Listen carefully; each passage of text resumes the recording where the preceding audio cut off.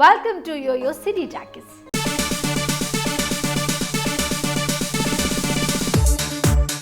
టాలీవుడ్ చందమామ కాజల్ అగర్వాల్ కన్ను బాహుబలిపై పడింది. మరోసారి రాజమౌళి దర్శకత్వంలో పనిచేయాలని ఆశపడుతుంది ఈ అందాల భామ. ఇంతకీ బాహుబలి మూవీ గురించి కాజల్ ఏం చెప్పింది? Have a look. టాలీవుడ్ చందమామ కాజల్ అగర్వాల్ కన్ను బాహుబలిపై పడింది.